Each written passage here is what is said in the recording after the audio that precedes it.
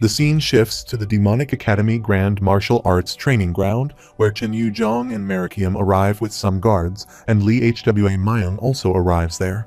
Chen Yuzhong asks where the enemy is. Li Hwa Mayang responds at the Precious Library. The Vice Lord and an intruder from the Six-Blade Martial School are in combat.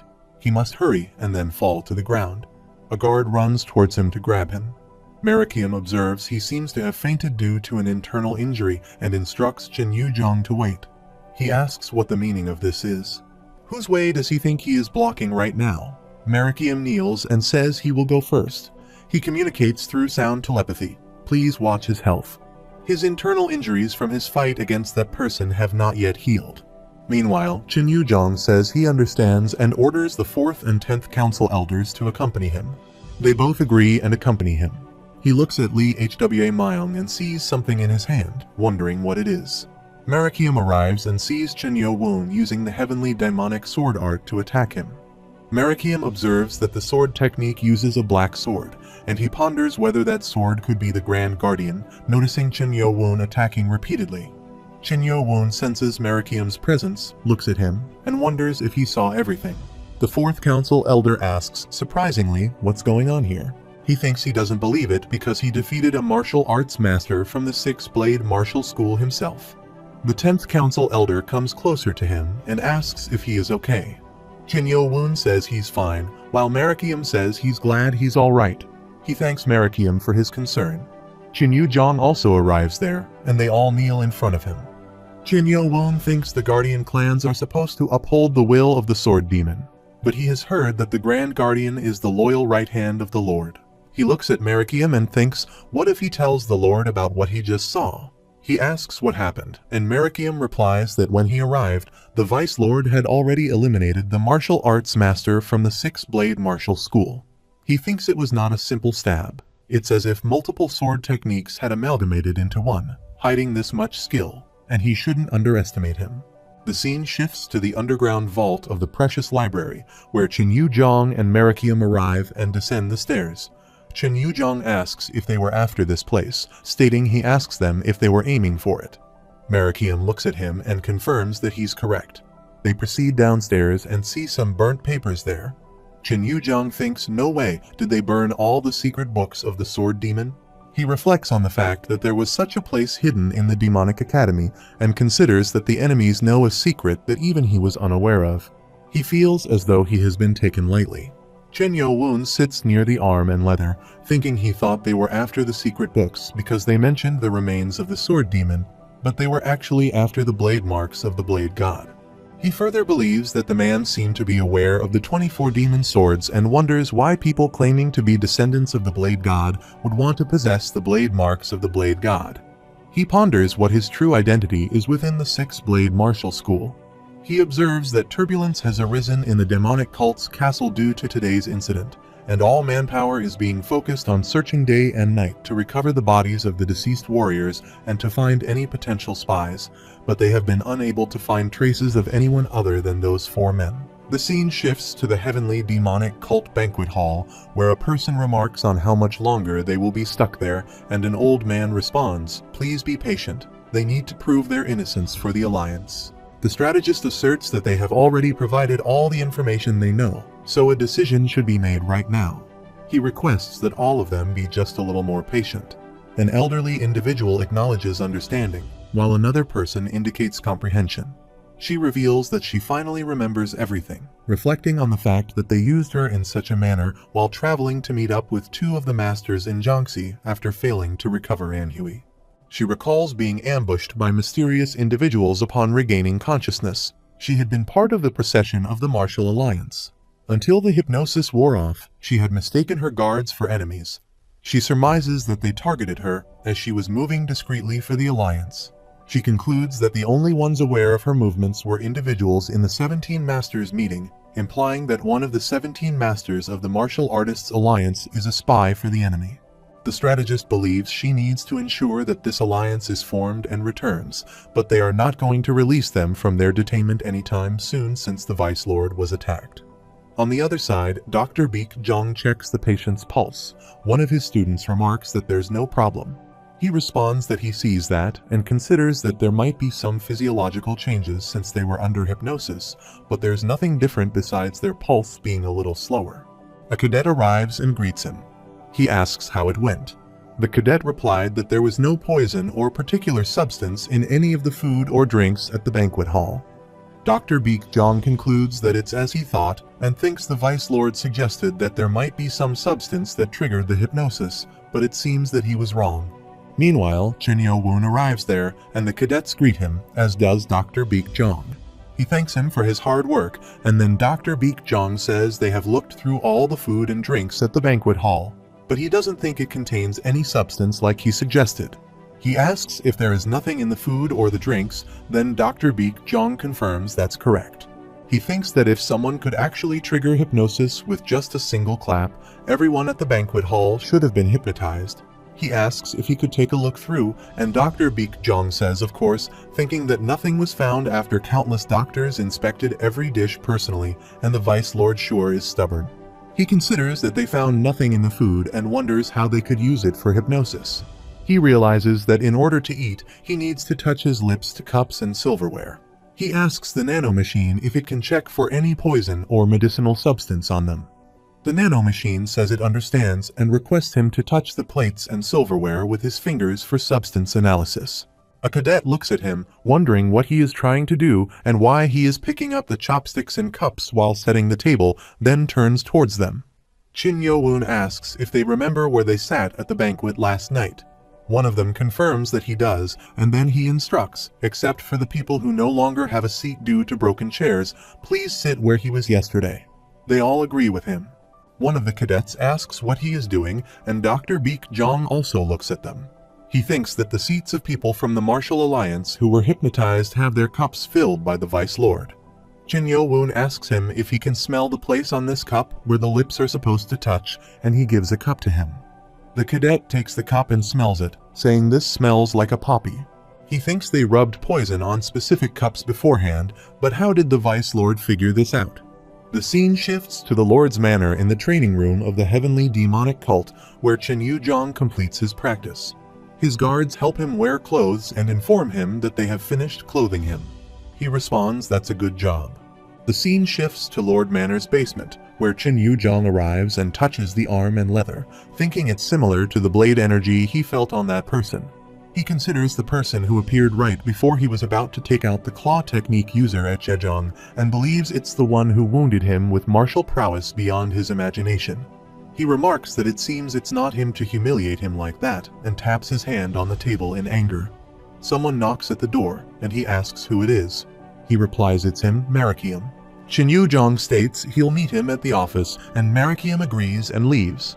The scene shifts to Lord's office, where Marikium arrives and states that he has concluded his report.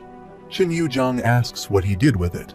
He replies that the jade bottles they sneaked out from the banquet hall were disposed of in the creek of Wujiao Peak, and no one will find them. Marikium explains that they washed and smashed all the bottles before throwing them into the creek, so no one should be able to find them. Chen Yu-jong acknowledges his excellent work and thanks him, noting that thanks to him finding the bottles with poison before anyone else, their cult will be able to take the lead in this alliance. He asks if Dr. Baekjong and his men are still investigating. Marikium confirms this, then adds that since they allowed the Vice Lord to be a part of the investigation while their strategist watched, they should have no rebuttal. He suggests sending the doctor away and placing the people from the Martial Alliance in prison. Marikium agrees and states that Dr. Baekjong is requesting to have a word with him. He says it's an excellent time to let him in. He arrives and kneels in front of him, addressing himself in the presence of the Great Lord. Marikium welcomes him and asks how the investigation went. Dr. Baekjong replies that they managed to discover the cause of the hypnosis. Dr. Baekjong removes the cover of the cup and states that it was an alcohol cup, revealing significant traces of poppy and other hallucinogens on the cups. Marikium thinks, darn it, he only had time to switch out the bottles and to believe they'd bring the cups. Chen Yu-jong believes he should have told Dr. Baekjong ahead of time and reflects on his mistake of keeping him in the dark for the investigation to appear natural. He asks who discovered this. Dr. Baekjong replies that it was the brilliance of the Vice Lord who discovered it. Chen Yu-jong wonders what he means by the Vice Lord. Dr. Beek Jong explains that when this substance is consumed, the person is put into a hallucinative state and becomes susceptible to hypnosis at the hands of someone proficient with illusory arts. Meanwhile, he mentions that there is something that concerns him, and it's the amount of drugs present.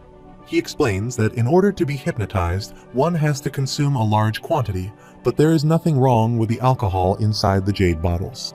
The Vice Lord has hypothesized that they might have been swapped out, which is why he has personally gone to check the stock of jade bottles in the castle. Shin Yuzhong calls Marakium and states that since the cause of hypnosis has been discovered, he may release the guests from their detainment. Regarding the Vice Lord, he tells Marakium to stop his investigation. Marakium bows and says as he wishes. Dr. Beek Jong thinks to himself, so the Lord is concealing the fact and realizes he is going to report to him the possibility of a spy among the castle personnel in charge of checking the food and drinks, but it doesn't seem like that will be necessary now. The scene shifts to the castle kitchen, where Chin Yo-woon asks if the Lord ordered him to stop the investigation. Marakium confirms this and explains that the jade bottles were concealed as requested by the Lord. Chin Yo-woon thinks to himself, so he planned this during all that commotion, realizing the Lord's strategic prowess, recalling how he used him as bait at the Demonic Academy. He wonders if the Lord knew of this plan from the beginning, and if it was also he who disposed of the jade bottles. Marakium confirms this, while Chin Yo-woon suggests that, setting the cups aside, if it were him, he wouldn't have disposed of all the bottles. Marakium asks for clarification, and Chin Yo-woon explains that if they could analyze and plan a response, they'd gain immunity to this tactic. He then grabs a kettle and apologizes for giving unsolicited advice, stating that he'll head out first. He thinks to himself that he thought it was a shame that the Lord's plan was foiled, but thinking forward, it might be better if they find more traces of the drugs. After a while, an old person laughs and says he's glad that the misunderstanding was resolved. Another person remarks that it's not like they're in a position where they can nullify the alliance and fight a war with them. The old person acknowledges his point. Meanwhile, the strategist thinks differently. She believes that with this incident, the cult could have had the upper hand in the alliance. She considers the fact that they've made this concession means that the Vice Lord, Chin Yo-woon, decided to pick the greater good over concealing the truth. She also reflects on how, if he hadn't stopped the plans of the Six-Blade Martial School, this place would have become a bloodbath. She concludes that he might be the most critical person of note in the demonic cult and promises that she will repay the debt of the martial artists' alliance with him. She thinks it has been 4 days since the attack by the Six-Blade Martial School, and the demonic Orthodox alliance was formed as intended. It was announced to all the cultists in the castle. However, considering the long feud between them and the traditional martial artists, it was not well received by the cultists. Chen Yuzhong says he heard they are all departing today. If it's just due to the response of the cultists, there's no need to leave so hastily. She explains that's not it. A matter they must attend to has come up, which is why they are departing earlier than intended. She expresses their thankfulness for his great hospitality. The old person wonders if there really is a spy within the martial artists' alliance, as the strategist said. There are definitely things that don't add up, and he thinks they need to return quickly and investigate. Meanwhile, she extends an invitation and says this is an invitation for the martial tournament from the head of the martial artists' alliance. Chin Yuzhong expresses gratitude and tells him that he will be attending since they are now allies, and she also thanks him. Marakium remarks that it is almost noon, and it's time for him to head to the Great Courtyard Proclamation. The elderly person says he appears to be busy, so they will be taking their leave now. He thanks him and says he wishes him a safe return, and thinks to himself, figures, who knows where the spy of the Six-Blade Martial School is lurking, and thinks they can't waste their time here. The scene shifts to the Flying Phantom Clan's guest house at 1:30 p.m., where Hyo Bong expresses disbelief and asks how everything was announced except their liege's ascension as the Vice Lord. Go Wang Hul acknowledges that Hyo Bong has a point and remarks that something seems strange. Sa Ma Chak explains that the proclamation at the Great Courtyard is supposed to announce important decisions made in the Excellent Hall meeting, and the fact that the appointment of the Vice Lord was left out is notable. H1 Yui questions whether this means that the Lord has perhaps had a change of heart. Go Wang Hul points out that the position of Vice Lord was claimed by their liege by winning in the Battle of the Heirs as well as securing witnesses, and he asks if that is something the Lord can overturn just because he feels like it.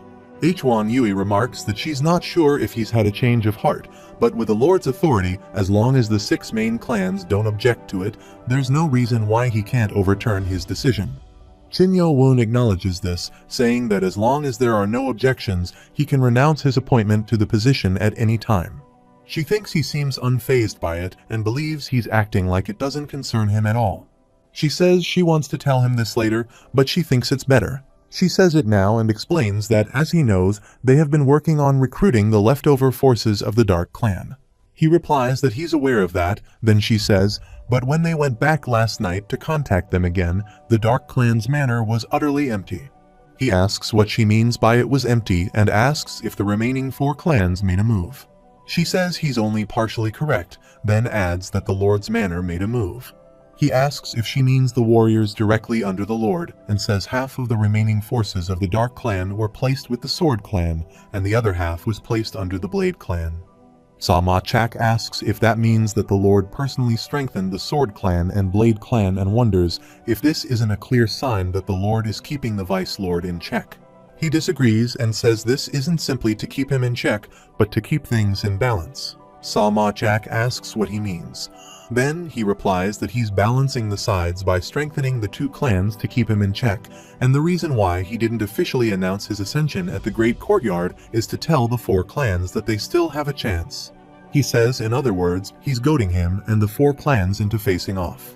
Hyobong inquires how the Lord can be doing such a thing, and Hwan Yui thinks that he has seen through the essence of the Lord. The Lord they have observed has been a heartless man. She wonders why he has no attachment to his clan or even his own flesh and blood, and says everything has only served as pawns to strengthen and protect his power and authority. Moon Jae-yu thinks the Lord isn't their ally, while Ja Woo-min thinks about what they are supposed to do with this information. He responds he'd like to ask everyone present. Chin Yo-woon asks if they can trust him and follow him no matter what happens. They all become surprised, and he says there are currently many things wrong with their cult, and he'd like to return their cult to the way it was when the heavenly demonic founder first created it.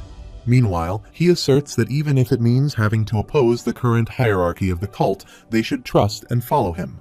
Hyobong expresses his sadness that he even has to ask, stating that no matter what path they choose, he will always follow him. Go Wang-hul echoes Hyobong's sentiment, affirming that whether it is the path of an asura or a thorny one that will leave him bloody, he will always follow him. They all declare their unwavering loyalty, stating that they will follow him no matter what. Hwan Yui ponders what he will do now to face the remaining 4 clans in this situation. He confirms his decision, stating that they will have to cancel their previous plans. She asks if he has a better idea in mind and laughs. He explains that he wants to balance the sides, and he's going to disrupt that balance. She inquires whether he intends to go to the Dark Dragon Palm clan to increase their forces. He confirms that's the plan.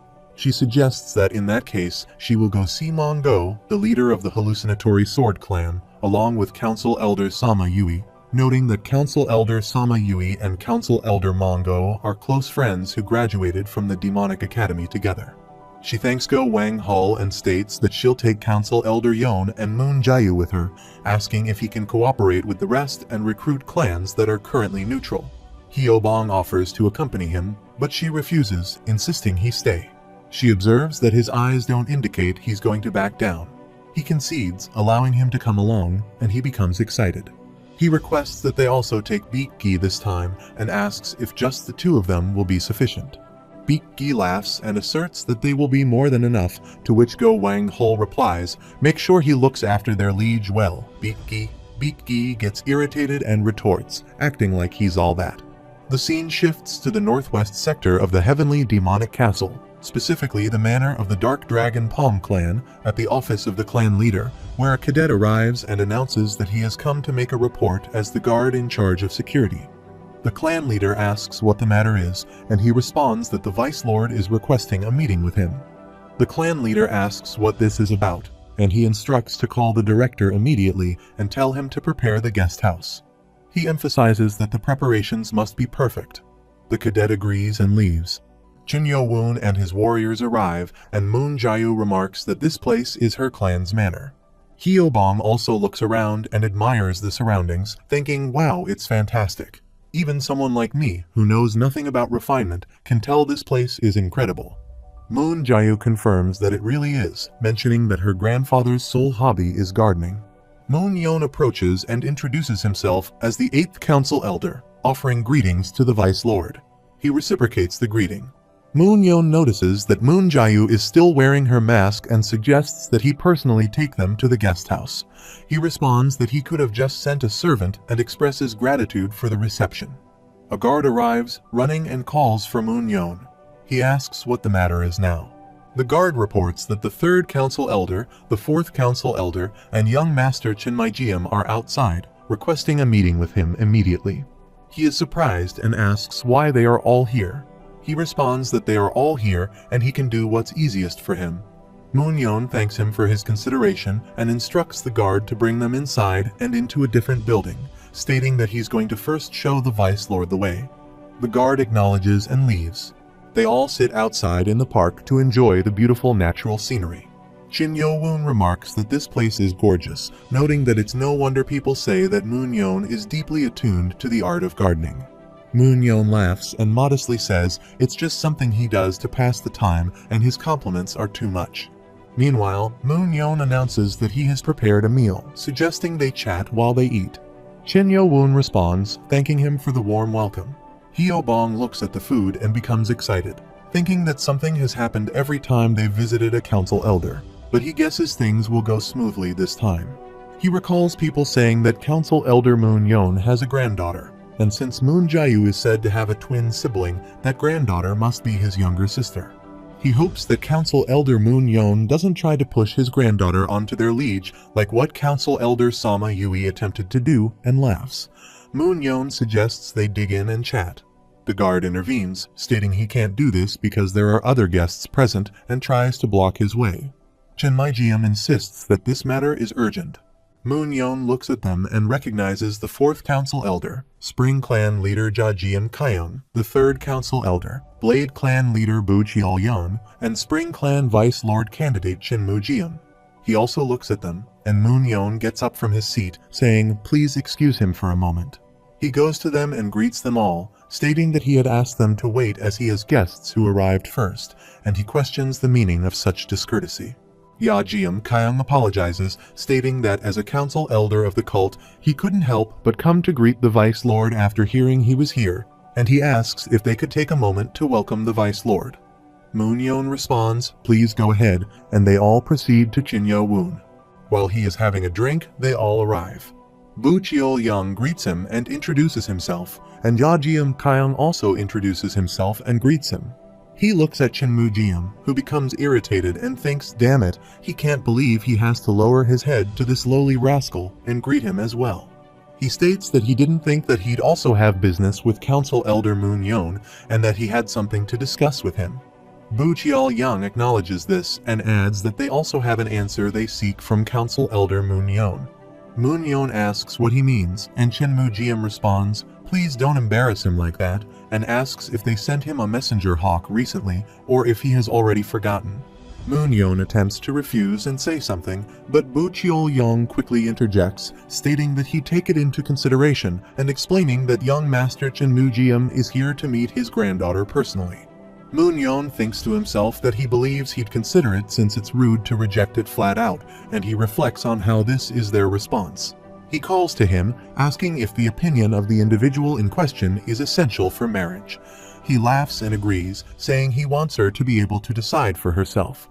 Bu Cheol-yeon thinks to himself that he's putting himself in a corner and acknowledges that one's opinions are important, but wonders if she will be able to say no while being confronted by the Lord's son. Meanwhile, Chin Mu-jiam looks at Moon Jayu and wonders why she is stepping up as he walks towards him. Go Wang-hul becomes shocked and asks if it could be an artificial skin mask.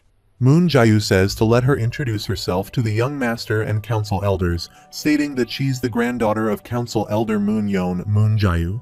Baek-gi is shocked to learn that Moon Jayu is a girl, and Hyo-bong freezes upon hearing this, remembering that he was naked in the room in front of her, and he shouts. Chin Mu-jiam thinks to himself, damn it, why did he have to say those things to her at the Demonic Academy? Bu Chiao-yang remarks that he never could have imagined that such a beautiful lady would have been donning a mask, but he thinks if he had a granddaughter like her, he would make her do the same.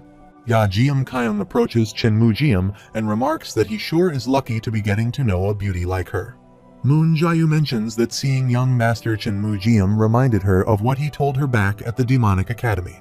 Ya Jiam-kyung laughs and comments that they are already acquainted, which is even better.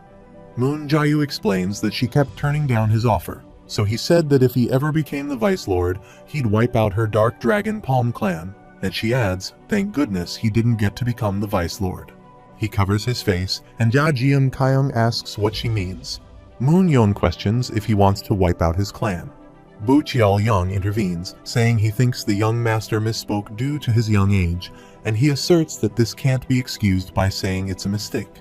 Ya Jiam-kyung asks if he really wants to make a mountain out of a molehill.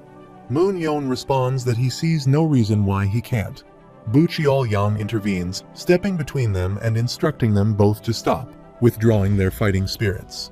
He acknowledges that he understands how he feels. However, he emphasizes that the words of young Master Chen Mu-jiam hold no gravitas as he was simply an immature cadet at the time. He adds that besides, there are no clans in the cult who would dare to cross the Dark Dragon Palm clan easily. By the way, he heard that Chen Mu-jiam has been searching for a talented doctor for a few years now. He thinks he didn't want to use this if possible since it'd have a use one day. He continues, stating that if his granddaughter and young Master Chen Mu-jiam end up together, he will gift this as the dowry while showing him a badge. Meanwhile, Moon Yeon looks at the badge and remarks that it's a medallion that allows one to meet the divine Dr. Bu Chiao-yang responds that as a council elder, he would never lie. Moon Yeon asks how he can gift something as valuable as this as a dowry. Bu Chiao-yang explains that he was not able to tell him earlier, but the four main clans have all designated young Master Chen Mu-jiam as the successor of all their clans while extending his hand for a handshake. Moon Jae-yu asks if he, as the successor of all four main clans, decides to make him their Vice Lord candidate, and she thinks that he knows that he pledged her loyalty to Vice Lord Chen Yo-woon, but with that medallion, he can treat her intellectual disability. Bu Chiao-yang thinks about him, knowing he wants people to be loyal without asking for anything, but they are offering him what he wishes, and the winner has already been decided. He asks Council Elder Moon Yeon if he will allow marriage between his granddaughter and young master Chen Mu-jiam. Moon Jae-yu holds Chen Yo-woon's hand and asserts that she already belongs to the Vice Lord. They all become shocked, while Chen Yo-woon also becomes surprised. Hyo-bong wonders when he and she ended up in such a relationship. While she communicates to him through sound telepathy, she apologizes to the young master, and she couldn't think of a way other than this. He thinks that's why she's doing this, while he looks at his jealous face and grabs her, pulling her closer to him. Chen Mu-jiam clenches his hand in anger and curses him, thinking that on top of taking what's his once again, he's laughing at him. Yeon Mu-hwa draws her sword and points it towards Chen Mu-jiam. Ya Jiam-kyung shouts how a lowly guard dares like her point her sword at him and asks if she does not know who he is. She responds that he is displaying killing intent towards the Vice Lord. He thinks to himself that he told him to stop being so hot-blooded, and he believes he's currently the only descendant who has all his limbs intact, so he needs to stop this no matter what. Chen Mu-jiam shouts how she dares point her sword at him and abuses her, attempting to grab her sword with his bare hand, but it cuts his hand, while Ya Jiam-kyung stops him. He thinks about what this is and considers that he can't budge the sword of a mere guard, wondering who she is.